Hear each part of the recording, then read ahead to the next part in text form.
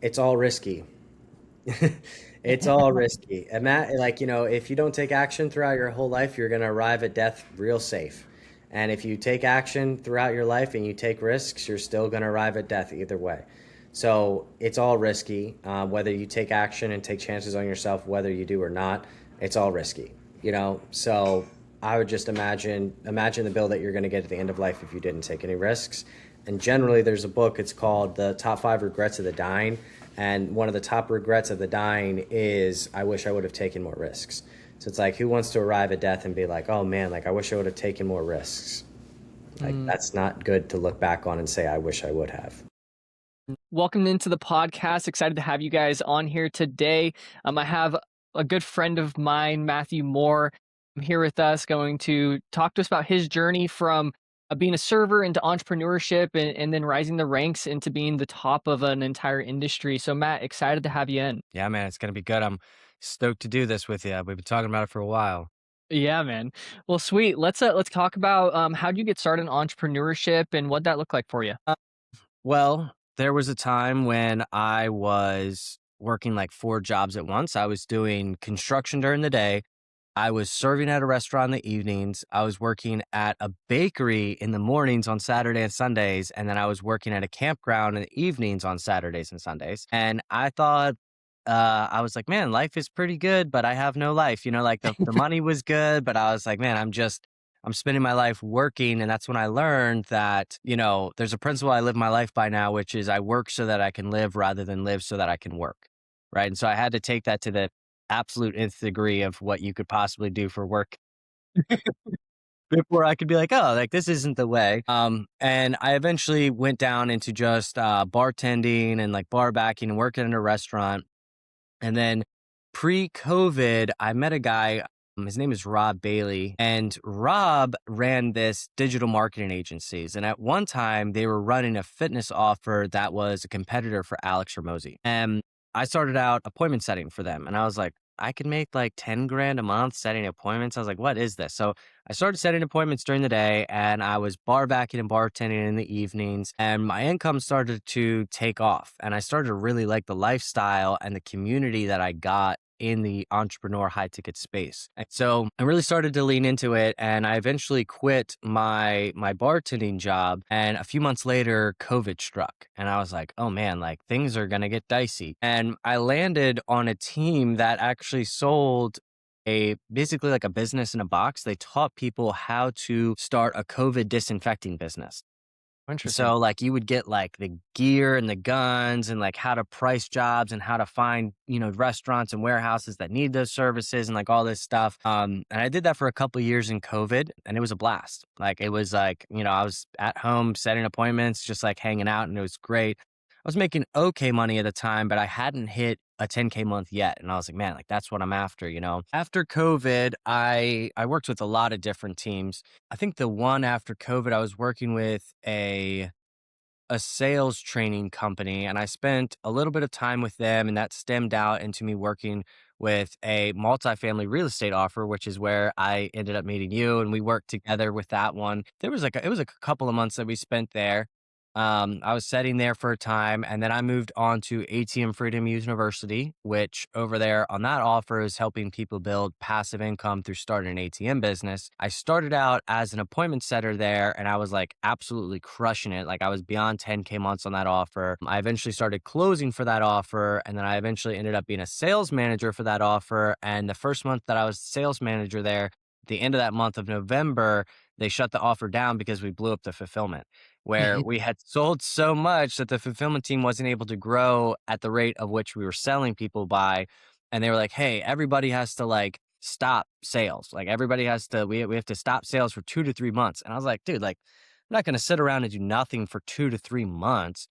And at the time, Cole Gordon was hiring appointment setters. And I was like, oh, dude, it'd be so fun to get back into appointment setting and, and to work with Cole Gordon and like kind of like learn how they operate. And so I was like, like I'll go set appointments. And Matej Pariza was the sales manager or the setter manager there at the time. And he was like, you were just a sales manager. Like, why do you want to like come and set appointments? And I was like, oh, dude, like, this is just what I want to do.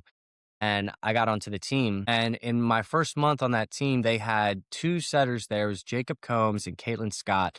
And they were like top dogs on that team. They were known in the company as just like absolutely lethal. They were the best. And they were like head and shoulders better than everybody else on the team. Yeah. And in my first month, I came in at 25 closes. Caitlin had 26 and Jacob had 29. And the next setter up had like 12. And they were like, what the heck? Like, how did you do this in your first month? And a lot of other people didn't know that I had been a closer, a sales manager, and a setter for a long time before that.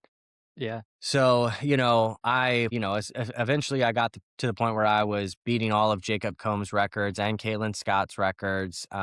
I got into a position where I was also coaching clients inside of Cole Gordon's program. So I ended up coaching like over 3,000 setters and closers inside of that at the same time of setting. And when I was doing that, I was getting like 50 to 60 set closes a month. And the rest of the team was getting like 20, and they weren't also coaching like 3,000 people at the same time, which was like, it was a lot of work for sure. But, I was hitting, 16, 17, 18K months consistently.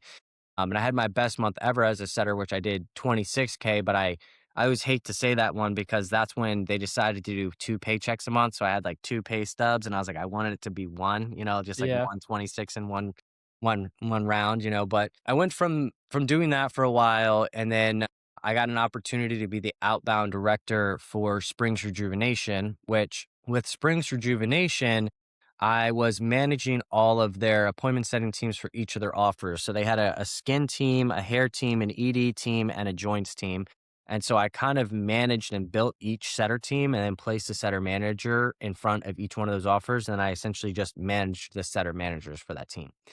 I did that for about 12 months. We did like 26 million that year, collected just from the setter team, regardless of what, went straight to booking on the calendars from ads. We did 26K as a setter team. So that was a lot of fun. From there, I consulted a couple of different businesses where I was just doing consulting for their appointment setting teams, which that was a lot of fun.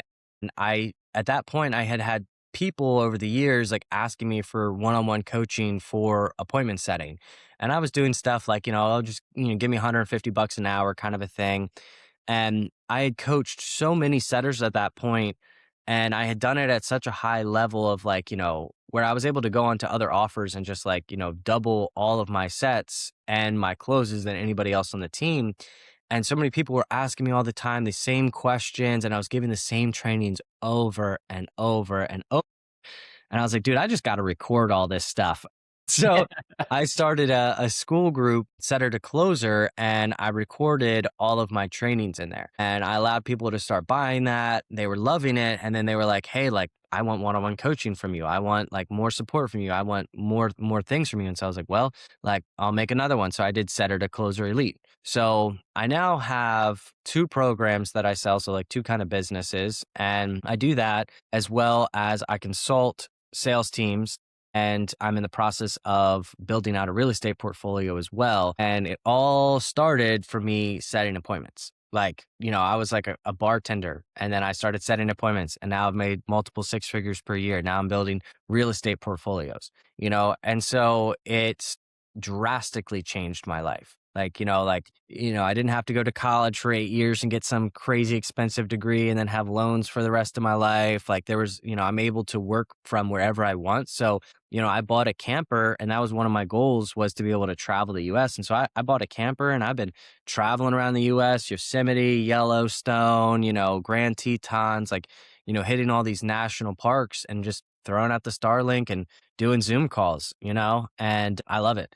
Like having the freedom of being able to control my own schedule, be able to travel wherever I want, do whatever I want, has unlocked a lifestyle that is like amazing. So that's kind of like the overall quick view of it all. Yeah, you took us through like the last 9 years? Is 7 years. 7 years? Okay, the last 7 years. Okay, and so going back, we're gonna go through it and break down a little bit of this. So last 7 years, going from like bar backing into setting initially, what was that transition like? If you can think back like that far, going from bar backing isn't necessarily like a stable income, but you're gonna get tips, you have an hourly wage, etc. There's income coming in into Now, with setting, did you go into like a commission only role? Was there base and commission? What did that look like? Yeah, my first role was commission only. There was no base pay. And, like as a bartender, I was making like 3 to like 6K a month. And when I started with appointment setting, I was able to make like 3 or 4K a month. And I said to myself, I was like, man, like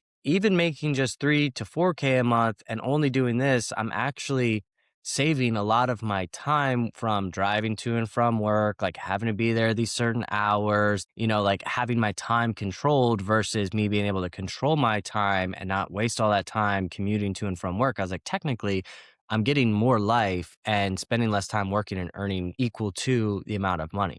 And I was like, if I were to really tie down into this, like I could really outgrow my income of what I was making as a bartender and a bar back and stuff like that. Absolutely. And so making that transition into like, getting more of your time back, being able to make at least somewhat around the same amount of income, what was like the hardest struggle of being able to get through that, whether it was like mentally or like something that you actually went through Yeah. transitioning? Dude, my first month ever as an appointment setter, I pretty much got on the phone and just like set everybody. And the offer was to help digital marketing agency owners. And I was like setting people that like didn't even have digital marketing agencies. And like I had no idea what I was like selling, what I was doing. I was just like call these people and give them an appointment. And I had like a 50% show ratio and I got like one close in my first month. And it was like completely like when I look back on it now, I was like, oh man, I sucked so bad. I was so bad. And the amount of stuff that you don't know that you like, what you don't know that you don't know is like tremendous. Like I thought in that first month that like I could set appointments and I was like, I know how to do this thing. But like it took years to really develop the skill set to get to the point where I was earning more than 10K a month. It wasn't like an overnight thing because there's so much to learn. And at the time, I hadn't gone through any coaching or consulting or any courses or like anything like that. And the second I did, because I actually ended up on a team that had purchased Cole Gordon's Sales Team Accelerator, and they gave you access to their closer course and setter course. When I went through that, there were so many like aha moments that I was like, oh my gosh, like I wish I would have got coaching or mentorship or some type of information a lot earlier on. And that really accelerated my growth. So like if I were to go back and do it all again, like I would start out by getting coaching or consulting first. And some people will say, oh, like once I'm making money, that's when I'll go and I'll buy some coaching and consulting. I'm like, well, it's going to take you 5 times as long to do everything then. And I know it because I went that route and I made that mistake. Yeah. So real quick with that, how long were you in a setting position trying to chase that 10K month before you took that course trying to get it? How long did it take you to hit a 10K month if you did? It Like, was did you like hit it? it was like 2 years. It was Okay. like 2 years with like no coaching and no training, and I was like out there running around with like a chicken with my head cut off. Like I didn't know didn't know what kind of offers I should be on. I had no network. I had a very mediocre skill set, because it was all just like self-learning. I was just Yeah. learning it all by myself. And at the time I wasn't reading books. I didn't know what books to read, like I was just kind of like out there just like I'm just going to call people and set them in appointments, I guess. Yeah. Then after coaching, so you went through Cole Gordon's course. After coaching, how long did it take you to hit that first 10K month? Yeah, it was like a month or two later. Because I had learned so much and got so much experience that when it got paired with the skill set, it was like overnight, right? So like, that's why I say now that if I could go back and get the skill set and then get the experience, I would have hit 10K months so much faster. Yeah, absolutely. That's huge. So in the high ticket space, obviously like in over the last 7 years, you mentioned, maybe 8 to 10 different opportunities, which some people like looking from the outside in, it would be like, holy cow, like that's a lot of transitioning. That's a lot of, jumping around, which honestly, it's not that uncommon in the high ticket space or just like in the remote entrepreneurship journey in itself. But when you do transition from opportunity to opportunity, like how can you ensure that you have that best transition possible and then onboarding onto a team to get the best success? Well, like reputation makes a big difference, right? And so one thing that I would say only 1% of people actually do or practice is ending things well. And so everywhere I went, I ended things so well that people wanted me back on their teams. They're like, "Oh, if you ever want to come back, like let us know." They always wanted me to come back. So if you can leave opportunities in such a good place and in such a good way that they would love to have you back rather than you slam the door on the way out, kind of cause drama and nonsense. It Yeah. makes a really big difference there because then people want to have you back. And what I was doing was leaning into the other people on the teams around me to create network and relationships. Right. And so you might make friends with a couple of people on a team and then somebody rotates off to a different offer and you're still talking with them. They're like, oh, things are like amazing over here. Right. Like, like jump over here. Right. And so one thing that I didn't when you're setting or you're closing, you're very much so zoned in on like this week and this month. And it takes a while for you to be able to step back and look over the course of a year. And generally, with different types of offers, there's different types of years where like things are really great. So, like, e-com and drop shipping offers generally do really well, like November and December, because everybody sees how much people are making from selling all these little products on Instagram and Facebook for Christmas Yep. gifts. And they're like, I want to do that too. And it's like vice versa. There's all these different situations where certain times of the year, certain offers will be really booming and other ones won't. Because I didn't know that, I was like, "Oh, like this offer isn't that great this month, so I'm going to bounce to a new team." And so some of Hmm. that was short sightedness, and where I'm like, I think back on it now, I'm like, oh, I should have stayed with that team through that harder season. And on the other side of that harder season is the best season of the year. So, like, generally for most offers, January, February, and March are most of the time the best offers for most offers. Now, if you're talking about like fitness offers, generally it's like the spring and summertime when it's the best offers for those because everyone's like, oh man, I got to get in Beach shape. I got to body. get fit. And like e-com and drop shipping is normally best in like the end of the year. Then like, you look at tax offers and it's like the end of the year and the start of the year, it goes all over the place, but um it's really switching between offers. Like most of the time I see most people stay with an offer for a year before going to a new team is like kind of an average. Unless you are working with a really solid company, then I've seen people stay with the same company for years and years, like 5+ years they've been with the same company. But Yeah. that's more of a rare situation, right? Because with these businesses, there's always one of three issues. It's either the fulfillment, the marketing, or the sales team. Right. And so, like, depending on where the company is in the stage of development, is whether or not you want to stay there. And if you're developing your skill set and your experience, you can start getting onto better and better and better teams. And as you get onto better teams, that's when you find spots that you're like, oh, I want to stay here for the long run. Right. And you don't know how good another offer is and compared to another one if you haven't worked with any of them. So you have to have a sampling of several offers to understand which ones you like, which ones you don't like. So then you can actually have an opinion because you can't have an opinion if you've only ever worked with one company or no companies. Like you have zero opinion then. Yep, absolutely. When looking at going through these transitions, finding the right offers, there's also a big transition point of understanding when is it time to maybe promote yourself or, being able to go from like a setter to a closer or setter to setter manager. What are typically some indicators that you have seen in the industry where maybe some people have made a mistake of making that move and then other times when it's been a really good opportunity for them to make that move based on where they were at? Yeah.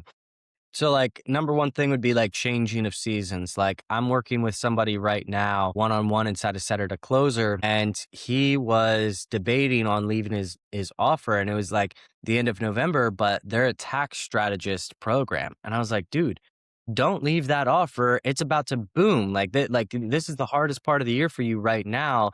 Don't leave that offer, and he didn't. And right now, I actually was just on a meeting with him earlier today and he's having his best month of the year right now. And I was like, Wow. dude, and it's not even January yet. And he's right about 8K right now made for the month already. And I was like, dude, it's the 23rd. I was like, you got the rest of this week and 3 more days next week. Like this could be your first 10K month. I was like, don't let off the gas. Exciting. He might have his first 10K month right now. And if he would have left in, November, then he wouldn't be having his 10K month now. Yeah. It's like, it's understanding the market and the avatar of the person that you're selling to is really thinking about that before you make that decision, right? That plays a really big piece in it. Absolutely. And when would you say it's smart for someone to maybe go from a setter into like a closer role or start looking at that positioning? Yeah. Once you've 100% become an elite setter and you are just like, you are absolutely crushing it. And you're going to be talking to your sales manager and you're like, hey, like, I want to move on to closing and they're not going to want to lose you as a setter. And you can say, well, look, like, I either have to go to another offer as a closer, or you can make me a closer here. And they're going to have to make that decision. And if you've been an elite setter there, they're going to want you as a closer there because they're going to expect the same performance.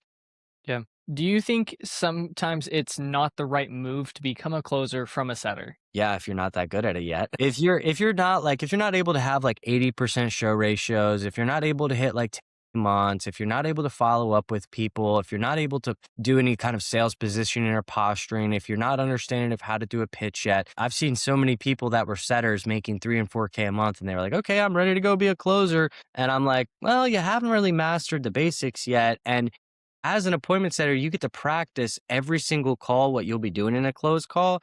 And so generally every single time I've seen a successful setter go into a role as a closer, they've always ended up being the best closer on the team. And that's like the ideal situation of what you want. And a lot of times I see people that are like doing 3 or 4K a month as a setter and they're like, "I'm ready to go close." And then they try to go close and then they fall on their face. And then they're like, "Well, I'm not doing this anymore." And I'm like, "Well, it's because you skipped steps. You can't expect to climb the ladder by, skipping." Like Yeah. you have to climb the ladder step by step. It's a process. And there has been plenty of people that have started out with closing, right from the get-go. But regardless of them doing that, the people that were setters first and then closers always outperform the people that were never setters. Like every single time. I've never seen it not happen. Yeah. That's good insight. What do you think is the biggest change from going from like a setter to a setter manager, if that's kind of like the positioning that the role goes in? Having a really good understanding of marketing. If you have no understanding of marketing, then you are not going to know how to do your job well as a setter manager, because in reality, what an appointment setting team is not more so an extension of the sales team. It's more of an extension of the marketing team. Because what you're doing, the whole purpose of why business owners hire appointment setters is because they're going to help them get a better ROAS, return on ad spend, from the ad spend. Yeah. Right.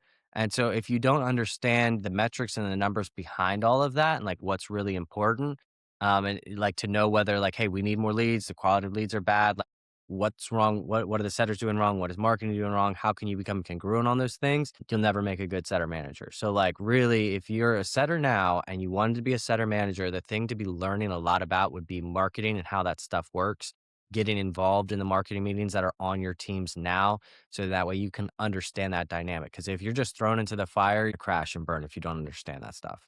Yeah, that's so good. What do you feel like makes a good setter manager outside of like understanding the marketing and like, you know, maybe leadership qualities, anything like that?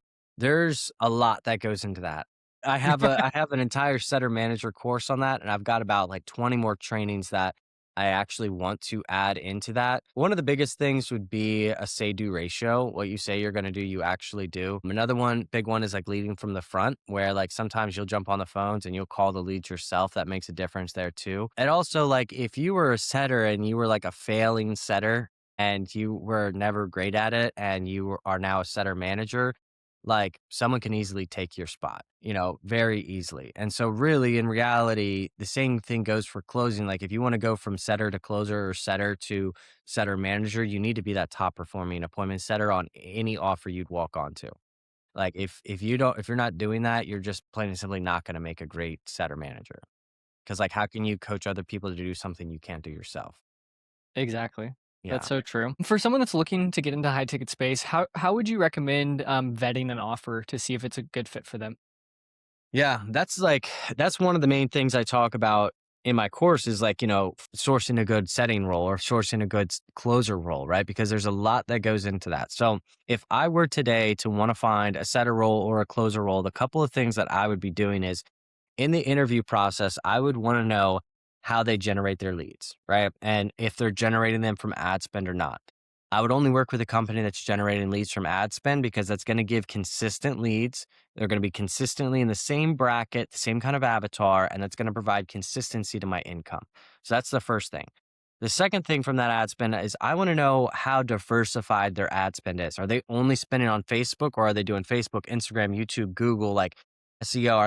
Are they optimizing these channels on multiple levels or just one? The reason for that is because let's say Facebook ads crash and burn, but they still have YouTube ads on, then you're fine. But if you only have Facebook ads on, you're on a one fail system and that one thing falls down and the whole thing collapses. So if you're looking for stability and consistency, you want to know how diversified their ad spend is and how many platforms they're running ads on. The second or third step from there with it is with their ad spend is what type of funnel or lead magnet they're using to generate leads. And the three most common ones are a free resource, like a free book giveaway, or like, some kind of free training. And another one is a low ticket product where it's something that's like, $50, $100, sometimes even $1,000. And what happens is then the appointment setters are talking to buyer leads, which has a very high level intent. And then the most that like 80% or more of all these businesses in the high ticket space run is what's called a straight to booking funnel, which is someone watches a video, they fill out an application, and they book a call. From all of those, my obviously top favorite one is a low ticket buyer funnel, because every person you're talking to is serious enough about doing the thing that they purchased something. They were like, here's my credit card. Like, I'm going to buy this 97, right? Jeremy Miner, he runs something like that. It's the Black Objection Handling book, and it's like $27, right? What that means is you're talking to every single person who has very high intent. And what happens is when you're doing that, the company is enabled into a place to where if they put $100 a day into ad spend and they get, enough people to buy that product each day, that means their ad spend costs nothing and they will just pour into that. So that means there's like unlimited leads of buyer leads, high intent, and it doesn't cost the company any more money to be like, hey, we're going to put more money into ad spend and give you more leads.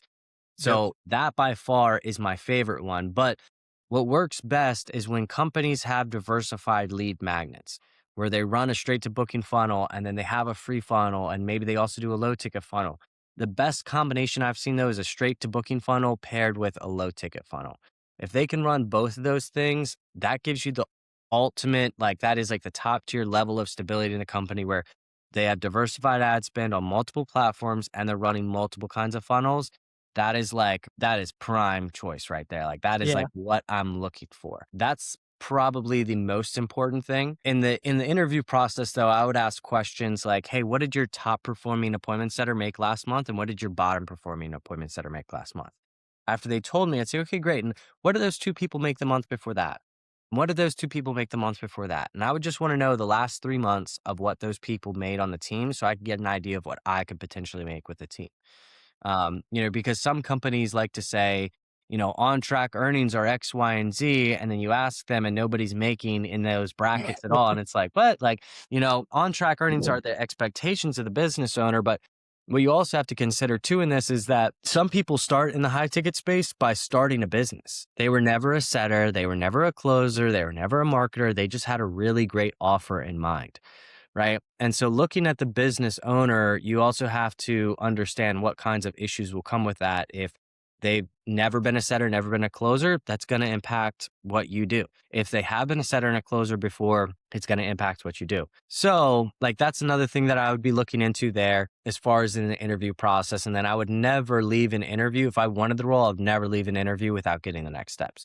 Because it's kind of like, as a closer, you're asking for the sale at the end of the close call. Well, at the end of the interview, it's kind of like asking for the role, right? So what reasons would it be that you wouldn't want to bring me onto the team? Is there anything that would hold you back from bringing me onto the team? Is there anything I could do better that would enable me to get this role on the team?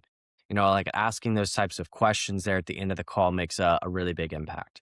So those are the kinds of things that I'm really looking for. One thing that matters is the company's monthly recurring revenue. They'll say MMR. And if the company's monthly recurring revenue is like less than 100K a month, that's like a startup. They're pretty new. If they're doing more than $1 million a month, they're doing the thing right.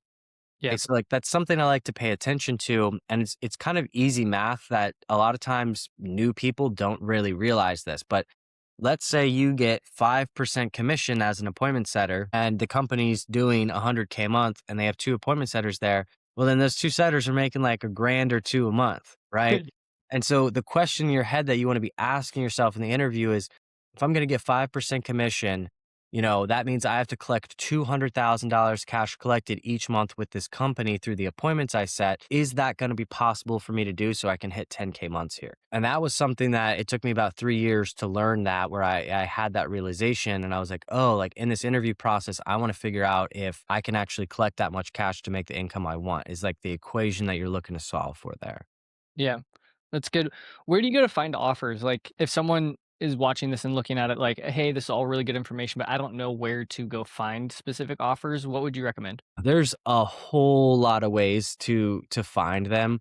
Um, there is places like there's Facebook groups, like there's the Setter to Closer job posting Facebook group. There's a lot of different Facebook groups, but what you have to know is you have to know and have the knowledge of how to tell the difference between good opportunities and bad opportunities from those posts, right? Because just because you started a business doesn't make you a good business owner, right? So like that's something that, you have to be aware of, right? And so you can use Facebook and you could search like appointment setting jobs or, like hiring appointment setters in that search bar and find posts related to that. And you can contact those people and you can try to get an interview with them. That's one way, and that's a pretty common way, but it does take a lot of reach outs. Like you'll have to send a lot of messages and have a lot of conversations. A more easy way is to get access into different recruitment pipelines. Now, you don't ever want to pay for a recruitment pipeline, right? Like don't Yeah. do that. There is a lot of free recruitment pipelines out there, but the thing you got to think about is those recruitment pipelines, the reason why they're free is because businesses paid different companies to offer them recruitment, right? And so that means that they're going to put the best candidates with the best experience and the best training in front of their clients so they can hire the best reps. So if you have no training and no experience, using recruitment pipelines isn't going to be the most like lucrative activity for yourself. Right. Until you had training or experience, that's going to deter those things. They're not going to be as profitable for you to go after. So Facebook groups would be a good one if you were just starting and you had no networking, no training, no experience. You could try out Facebook groups for sure. Another one would be there's a tool. It's called Meta Ads Library. Let's say you were, I have a list of like over 300 niches in the high ticket space. It's in one of my trainings. But essentially, you could take that list of niches and find something that interests you, like real estate investments, fitness, health and wellness, career coaching, business opportunities, starting an online business, there's marketing agencies, like the list goes on and on of all these niches. And what you would do is you would just go to Meta Ads Library and you would look at ads and you would type in agency coaching, digital marketing agency coaching, and you'd look at those ads and you'd be able to go in and look at the person's Facebook group, their Facebook page. You'd be able to look at testimonial videos. And if you were like, wow, like this is really helping people change their lives. This is really like these people are making a ton of money just from working with this guy. Like I really believe in this product. You could find ways to reach out to them through there. You go on their website and send them an email. You could find the managers on Facebook and contact them and just say, hey, when's the next time you guys are hiring appointment setters? Yeah. That also is a more time consuming piece. A lot of times people that are brand new to this space though, they have this idea that LinkedIn is the way to go. I'm just here to tell you it's not. It's not. And the reason why is because if you think about this, businesses that are running ads on Facebook, Instagram, YouTube, whatever, if they're running them on Facebook, what that means, or even Instagram, what that means is they have to have a Facebook account.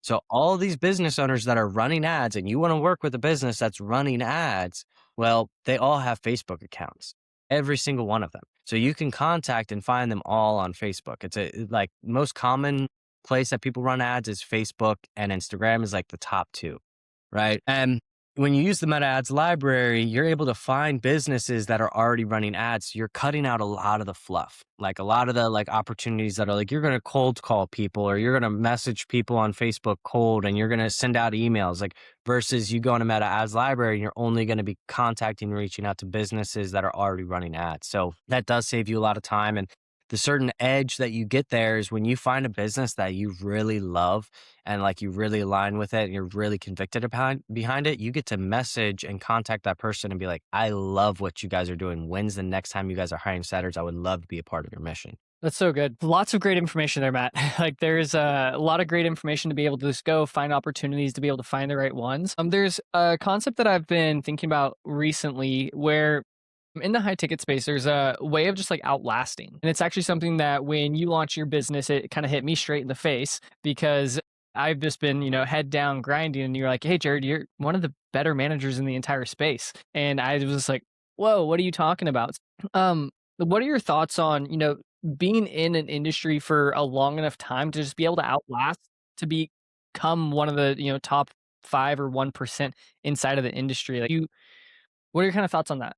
It's mostly around building a reputation. Like your reputation's not going to be good if your work ethic sucks. Like nobody's going to work with you, right? So you obviously have to have a strong work ethic. That impacts your reputation. Having a say-do ratio, following through with what you say you're going to do, and investing in yourself. If people see that you value yourself enough that you're willing to invest into yourself, they know that inherently this person is going to grow and develop. And even if they're not a rock star today, they're going to be a rock star one day, and I want to be a part of that train. Yeah. Right. So staying in a constant state of like learning, growth, and development sets you apart. Right. Jim Rohn has this quote, and I always say it wrong, but it's like, it goes like, work harder on yourself than you do on your job. Because if you only work hard on your job, 1 year later, you're going to realize, oh, you're really great at just your job. And you've only built that one skill set versus you work harder on yourself than you do on your job, and you get to build a really great life. Absolutely. That is a great quote to live by. You and Jim Rohn, you guys become best friends. I love it. Love Jim.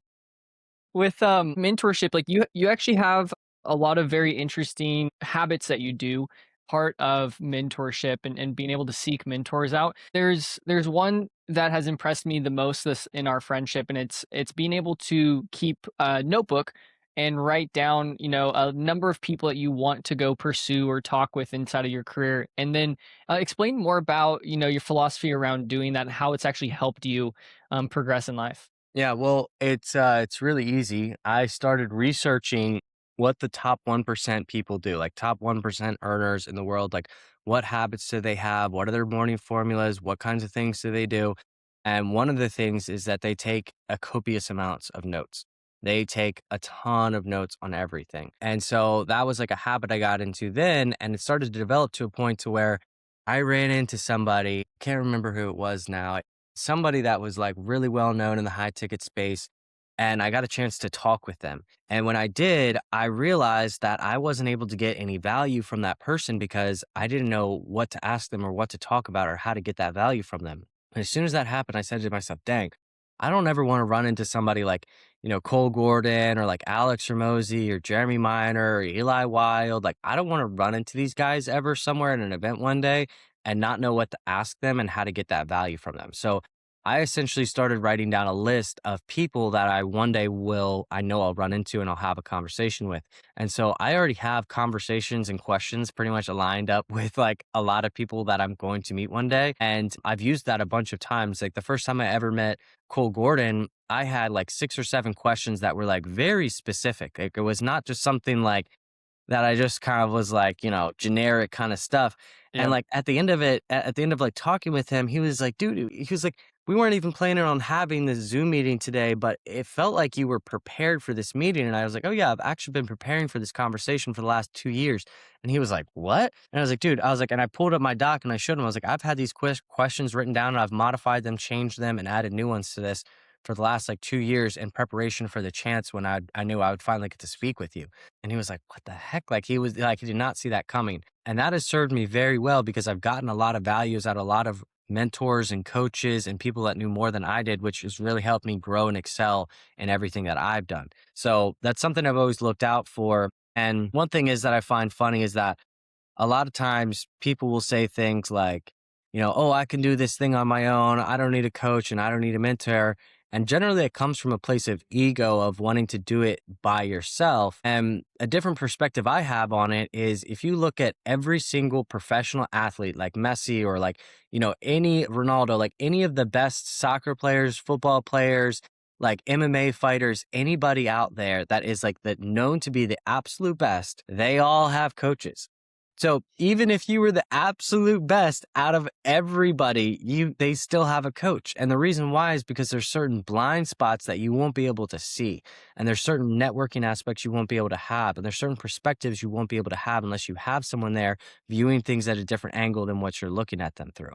Right. And so like having a coach or a mentor, is like, I would say like one of the most important things. So I have like 5 coaches and mentors, and there's actually this interesting statistic around your income in relation to how many coaches and mentors you have. It's a proven statistic and you can look it up, but it's essentially every $100,000 you make, you have at least one coach or mentor. So someone that's making $1 million a year, generally they have around 10 coaches and mentors. Like someone that is a mentor to them that they work with consistently, whether it's, even if it's just like a friend that you're not paying, but most of the time it's not a situation like that because, generally you're going to have to find someone that is extreme elite at what they do. And that like just it's like why would you do things the hard way? Why would you not just do it the easier way and have that extra support because even the best people in the world all still do. So even if you're not in the best of the world yet, that definitely means you need one then. Like you need Yep. it twofold then.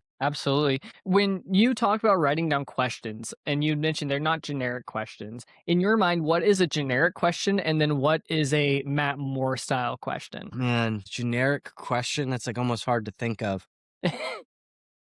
Like, if I were to ask like a good question, in my opinion, I would like to ask people things like when I talked to Gold Gordon, like one of the questions I asked him, I was like, what was the hardest thing about getting to where you're at now? I wanted to know like what the difficult things and what the hard things were. And I also asked, I like, there's this question that whenever somebody says something like, oh, I wish I would have this or I wish I would have that, that question makes my ears burn. And so, or that statement makes my ears burn because I don't want to make that same mistake that that person made. And so I always like to ask that question specifically of like, what things do you wish while you were growing to where you're at now? What things do you wish that you would have done or known along the way? Right. Like what things do you wish you say, oh, I wish I would have about, right? That one makes a really big impact. And when I worked for that digital marketing agency and we were helping people start, digital marketing agencies at one time, a lot of these people would be like saying things like, "Oh, I really wish I would have been friending people on Facebook, because you can only have 5,000 friends on Facebook and you can use your Facebook account for lead generation." And I would hear them say that all the time. And I was like, well, I guess I'm just going to start friending people on Facebook. And so I started, you can only do 20 a day. And so it takes a while, and so I started friending 20 people a day on Facebook that were business owners, appointment setters, and closers. And I kept doing it until I had 5,000 friends. And now when I drop a post on Facebook about hiring people, I get like 100 plus, 200 plus comments on people trying to get that job, and that right there is really empowered me as a setter manager because as a setter manager, I can also offer recruitment for when I'm working with a company. And I wouldn't have that if I wasn't friending those people and if I wouldn't have paid attention to the people saying I wish I would have. So like I Mm, really like to lean into what things do you say you wish you would have done while you were getting to where you were? that's good. That's a really great question to put in the repertoire and utilize that. All right, enough of the serious and entrepreneur talk. But you've gotten to do a lot of really fun things over the last couple years, having the remote lifestyle. You've traveled to dang near every single state multiple times. Talk about some of the lifestyle, not necessarily shifts, but lifestyle activities that you've been able to do since being remote and being able to work from your phone. Dude, when it gets cold, I can go down to Florida. That's one of them. When it gets cold, I don't have to stay there. I get to go out to the sun. When I want to go off roading, I can go out to Colorado. When I want to snowboard, I can go out to Utah and Colorado, and like wherever I want to go, I can just go there. There's nothing that cages me down to a singular spot. So it's like the freedom of choice of whatever I want to do. So wherever the wind blows me is where I go, and I go wherever it's best at that time. Absolutely. And you've gotten some fun toys along the way. I think since I've met you, you've had 3 different, very unique Jeeps. Matt is a Jeep guy. He can probably buy whatever vehicle he wants. But talk to us about some of the things that you've been able to buy and some of the fun things that you've been able to do. Yeah, like, I have like 3 or 4 cars, the camper, been able to live anywhere I want in the US as far as like, just renting month-long Airbnbs, you know, material things are really great. And what I've been more so where I'm at in life now is I'm more so interested in longer lasting things because material things are like great and I have an abundance of them, but like what things like last through your whole life are, things like relationships and friendships. Like that can last your entire life. So Yep. relationships and friendships are really important to me now, whereas before they weren't as much, right? And so like things are great, and you should definitely buy them, right? You should definitely get things. Like, don't not get things. You need utility for the reason why you're earning that money, or you have no reason to earn it. And the thing that I say I wish I would have now is I wish I would have invested more so into community and friendships and relationships along the journey than I did because now I'm looking back and I'm like, I wish I would have done that more. And so I've really been paying a lot of attention to that over the last 2 years, I would say. And because of that, I've built up communities and friendships all across the country. And so whenever I want to go see somebody, I just drive out to their driveway. It's like I could just like go out there. I can go see friends and family all around the country, which is amazing to be able to do that instead of having to be in a financial situation where you're paycheck to paycheck and you're chained down to like 30 minutes away from your job and you have 2 weeks a year vacation. And that life sucks. Like I'll never go back to that. Yeah, it's so good.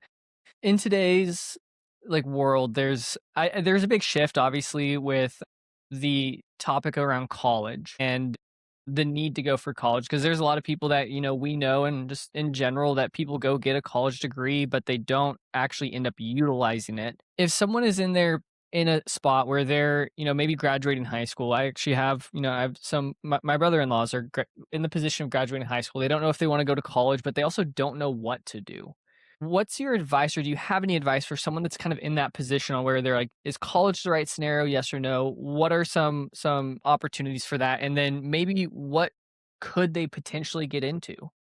Well, in my opinion, college is a scam.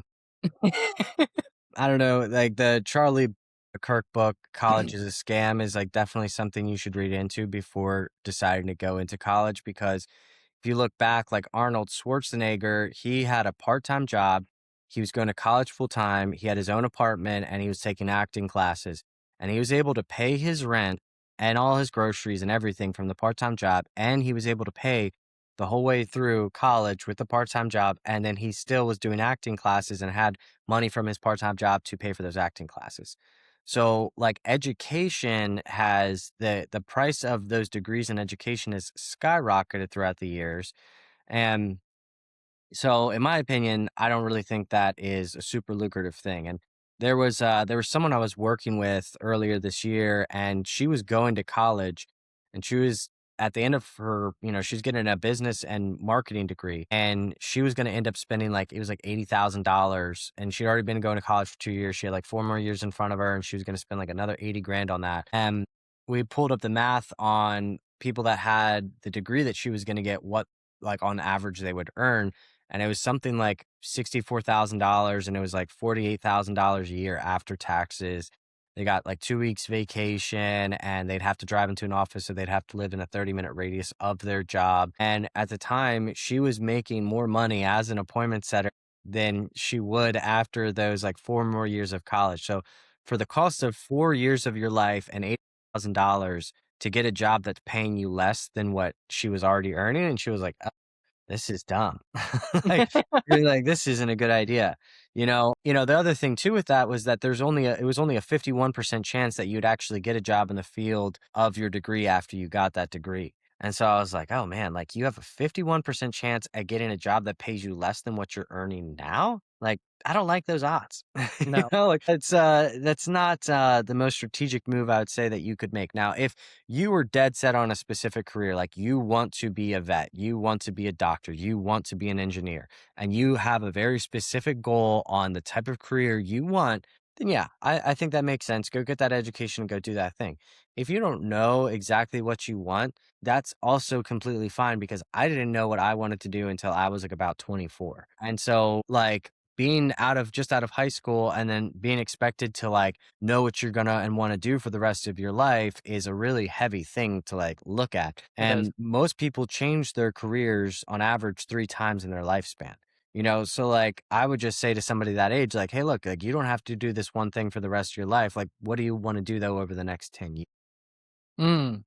Good question to ask. What do you want to do over the next 10 years and just focus in a little bit on that? It's Yeah. a good one. Now, Matt, if someone's looking to get into the high ticket space and wants to have not necessarily the fast track, but have a good pathway where, you're not trying to chase 10K a month for 2.5 years and then find the right opportunity and the next month make $10,000. How do they get in touch with you to be able to achieve that? Yeah. Well, so like I got some free stuff on my YouTube channel, Setter to Closer, and you could check out like, how people earn different amounts, like what is high ticket appointment setting. I go into depth on some of these things. I've got a Facebook group, setter to closer job postings. You could go in there and find job postings. You could find me as well. You could find me on Facebook or Instagram as well. And in my bio, I have links to different opportunities that you could get access to. But at this point now, I'm pretty particular about who I'm willing to coach and mentor one on one, because I'm not willing to just do that for anybody with a credit card, right?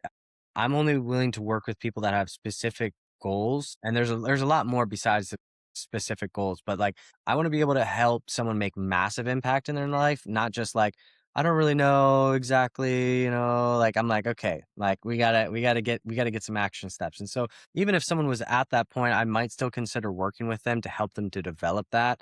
And at the end of the day, the people that I see that are the most successful, they have a goal and they have a big why behind it. Mm, Plenty of people want to earn $1 million. Like everybody wants to earn more than $1 million, right? Like generally everybody. But if you don't have a reason why you want to get there, you have nothing to hold on to get you there. yeah. So really, like what matters to me most is why it matters to that person to achieve that goal. And if somebody has that, I love working with those people because I'm not interested in dragging somebody up the mountain. I'm interested in partnering up with somebody and help them get up that mountain faster. Right. So that's kind of where I'm at with that. So if you were interested in getting one-on-one coaching or mentorship from me, you'd have to start out by going into Setter to Closer, which is like a monthly subscription thing. It's like $60 a month and you could jump in there. And if you hated it, like, okay, cool. Like you lost $60 and found one less thing that you didn't want to do. Or it might be the thing that's going to change your life forever and you might fall in love with it. Right. And for $60 a month, you're going to learn how to earn 10K a month. There's really not another investment potential out there that could do that. There's nothing you could really invest to where you get an ROI like that. So if you wanted to invest into yourself and you wanted to change your life, like the first step I would say would be jumping into Setter to Closer. And then if you wanted to go even further and faster and get one-on-one mentorship from me, it'd be a conversation inside of the community with me directly. So that's how people kind of get access to having that conversation with me one-on-one. That's awesome, Matt. And I will, I'll link that down below as well. That way they can easily get it in the description, be able to go check it out on your YouTube page as well. Do you have any last words for anyone that's sitting here and just like, hey, I'm interested, or any encouragement? Yeah, man. It's all risky. It's all risky. And Right. that, like, if you don't take action throughout your whole life, you're going to arrive at death real safe. And if you take action throughout your life and you take risks, you're still going to arrive at death either way. So it's all risky. Whether you take action and take chances on yourself, whether you do or not, it's all risky. So I would just imagine the bill that you're going to get at the end of life if you didn't take any risks. And generally, there's a book. It's called The Top 5 Regrets of the Dying. And one of the top regrets of the dying is, I wish I would have taken more risks. So it's like, who wants to arrive at death and be like, oh man, like I wish I would have taken more risks. Like Mm, that's not good to look back on and say, I wish I would have. not at all. Well, Matt, thank you so much for your time, and I greatly appreciate it. So much great insight.